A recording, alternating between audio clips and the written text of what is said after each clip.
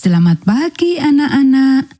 Kita akan belajar firman Tuhan melalui buku renungan pagi anak, Identitas. Hari ini tanggal 2 September, judul renungan kita, Suatu Hari Nanti. Mari kita awali dengan doa. Bapa di surga, kami akan belajar firman Tuhan. Tolong kami supaya kami dapat memahami firman Tuhan. Dalam nama Tuhan Yesus kami berdoa. Amin. Anak-anak, ayat inti renungan pagi kita hari ini diambil dari kitab Matius pasal 6 ayat 33 dan 34. Tetapi carilah dahulu kerajaan Allah dan kebenarannya, maka semuanya itu akan ditambahkan kepadamu. Sebab itu, janganlah kamu khawatir akan hari besok, karena hari besok mempunyai kesusahannya sendiri. Kesusahan sehari cukuplah untuk sehari. Uang memang penting, tetapi mungkin yang paling sedikit yang bisa kita berikan atau curi dalam hal ini. Waktu mungkin yang paling penting. Seperti biasa, ada dua arah untuk memanfaatkan karunia waktu dengan bijak. Kita dapat dan memang mencuri waktu dengan ribuan cara. Kita dapat mencuri waktu di hari Sabat dan tidak hanya merampok Allah, tetapi juga diri kita sendiri dari berkat penuh yang seharusnya kita miliki yang diterima.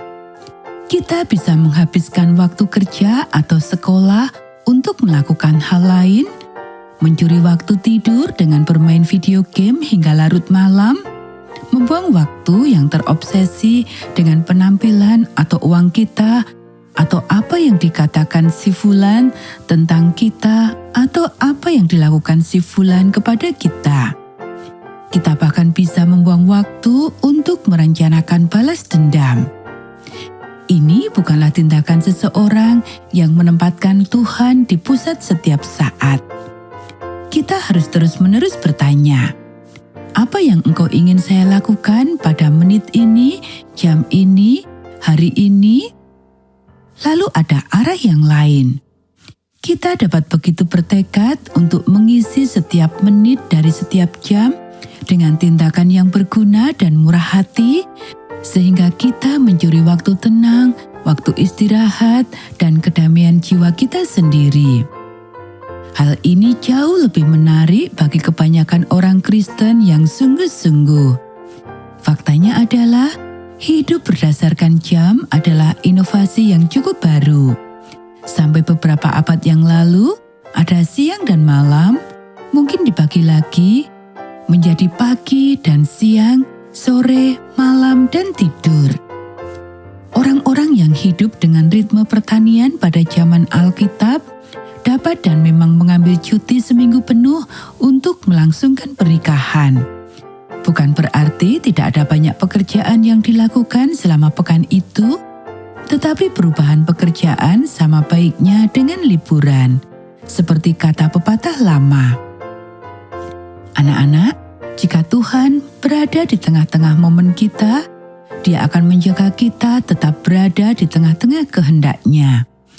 Dia akan menolong kita untuk menjadi bijaksana dalam memberikan waktu kita dengan murah hati dan tanpa batas, tetapi juga bijaksana dalam memberikan pengabdian hati kita yang pertama dan terakhir kepadanya dan kepada diri kita sendiri untuk beristirahat dan mendapatkan ketenangan yang kita butuhkan untuk menjadi efektif. Jangan mencuri, bahkan dari diri Anda sendiri. Anak-anak, demikianlah renungan pagi kita hari ini. Mari kita akhiri dengan doa.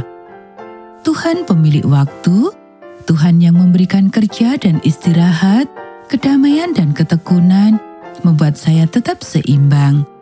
Saya ingin memberikan waktu saya dengan murah hati, tanpa merasa atau membuat orang lain merasa dijatah.